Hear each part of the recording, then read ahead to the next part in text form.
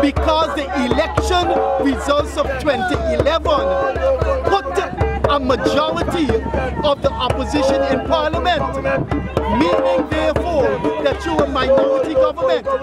The concept of minority is juxtaposed to majority.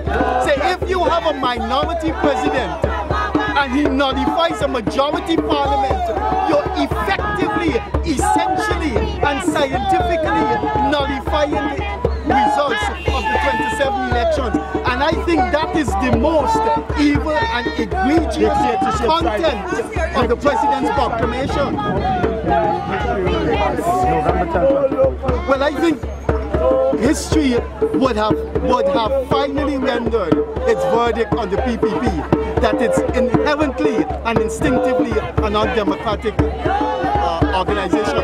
But what history will record is if the PNC remains inactive, non-aggressive on this matter, history will not forgive it, because this is a party that has been literally hounded by the PPP for not recognizing one person, one vote.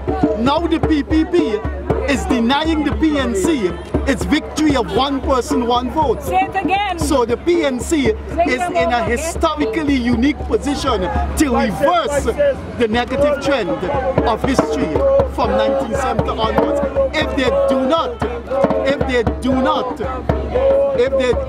do not now confront this abrogation of the 2011 election, the people of Guyana and history will not forgive or forget the PNC. Right now, the PNC stands either on the precipice or on the horizon of a rainbow. It has to choose which one.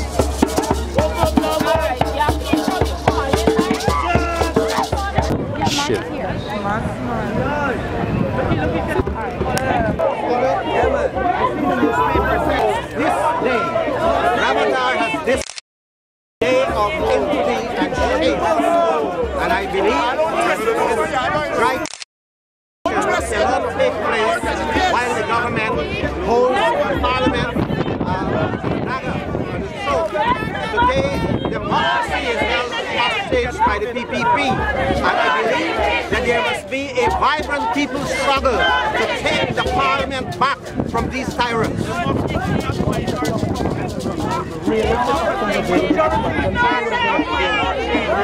Well, this is a matter for the people right now, because the PPP has plunged this country into an extra parliamentary dictatorship where it can rule roughshod without parliamentary approval or parliamentary sanction.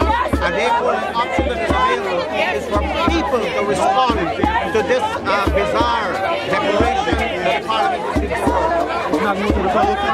is in I understand that the President has addressed the nation and a proclamation was made. I know it has been made, so I was told. But I think it's a very PPP has committed a massive blunder by trying to disrupt and destroy the Parliament for which generations have fought, to the rights of Parliament to have control over public spending. And the only reason that the government has decided to take this route is perhaps one, afraid of a low confidence vote at the election, and two, that it wants to be able to spend public money at its own whims and fancy and to raise the treasury. This is an unprecedented development in Guyana history. The options are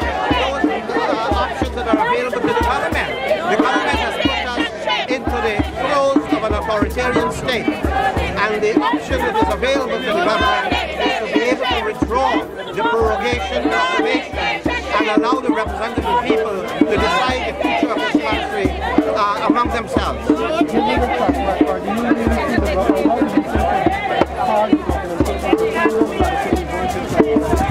Well, everybody eventually would bow to the wishes of the people. They have the old saying, "Box the eye, box the eye." The voice of the people is the voice of God, and I hope that now there will be an aggressive expression of the feelings of the Guyanese people, that what they have fought for centuries, to be able to have a parliament and an institution that they could deliberate their concerns and come out with solutions. This has now been set aside. So this is really not really a political act that has not been well conceived. The PPP have been in preparation for this act from the day of the declaration of 2011 elections result, when it had been pushed for the first time into a minority status. It had to find a way to support the parliament and to continue to rule outside of the wishes of the people. When you say aggressive, what do you mean? Aggressive is what? Aggressive is that the people will have to now, in a civil way that is available to them. Do you mean protest? Sure, it is a democratic right of the people to protest. Today is a protest here. This is an expression of people's anger and people's distaste for what has happened. And therefore, what is likely to be the response to this outrageous act of Ramotar? I believe now that the demand has to be not simply the parliament should be reconvened, but that Ramotar should go.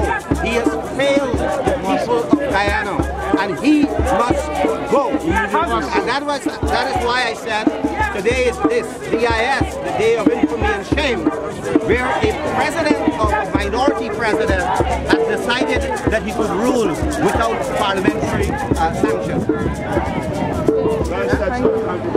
Thank you. Spearheaded this I think you heard from Mr. Nagamushi already. what? Diversity. No, not diversity. You heard from Mr. Nagamushi. We're going to do what's in the best interest of Guyana.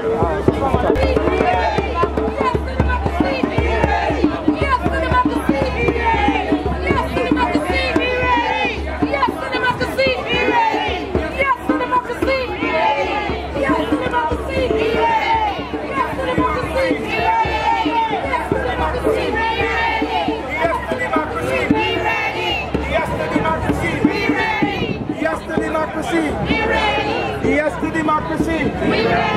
Yes to democracy. Yes to democracy. Yes to democracy. Yes to democracy. Yes to democracy. Yes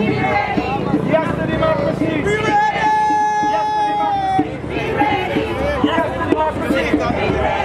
Yes to democracy.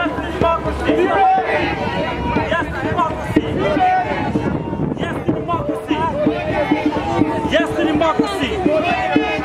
Yes to democracy. Yes to democracy. Yes to democracy. Yes to democracy. Yes to democracy.